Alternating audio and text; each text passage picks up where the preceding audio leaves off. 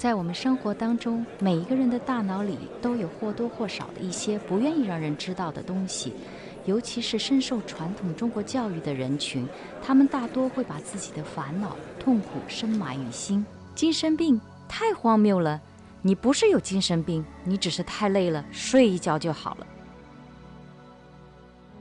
精神病在华人世界里是一种带有羞愧、耻辱感的疾病。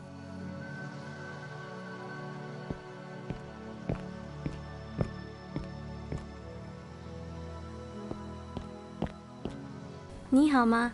最近有什么事困扰着你？可以告诉我你的痛苦吗？我真的很担心你。我不知道怎样开口表示我的痛苦。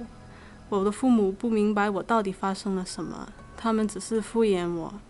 你知道我就在你身边的，我会帮助你的。